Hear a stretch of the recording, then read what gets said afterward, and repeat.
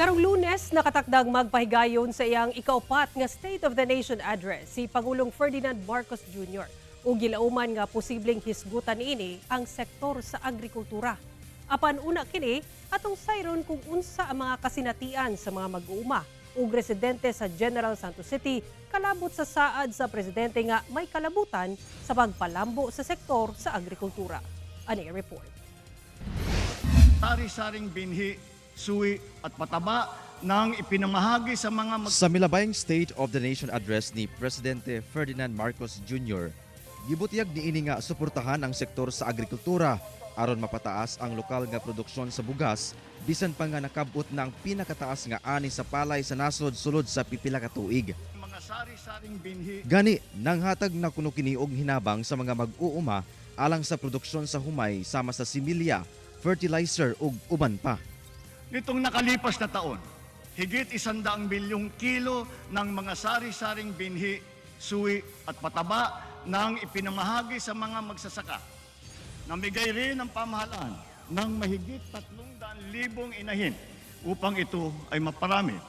Ang nahisgutang hinabang alang sa mga mag-uuma. Nabati kaha sa ubang mag-uuma sa General Santos City?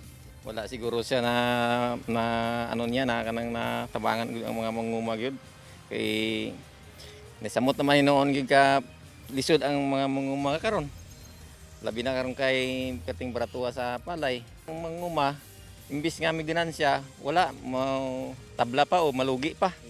Gumikan sa dakong galastuhon sa pagpananom og humay, mas maayo na lang daw kuno nga magtanom og tangkong sumala sa ubang mag-uuma. Butang nato sa 1/2 hectare. Tapos palayan, tapos i-compare nato sa 1/2 hectare pud na kangkungan.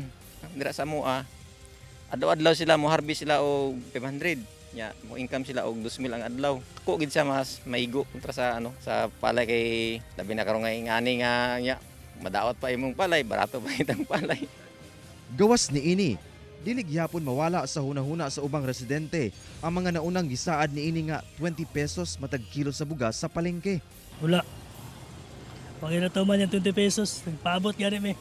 Busa karong umaabot nga ikaupat nga State of the Nation address ni PBBM. Kini ang ilang sugyot.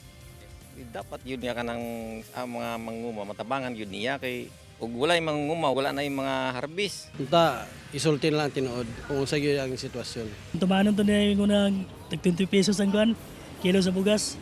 Kauban si Gary Balantay ug Bong Vicencio, Efren Mamak. 1 Mindanao.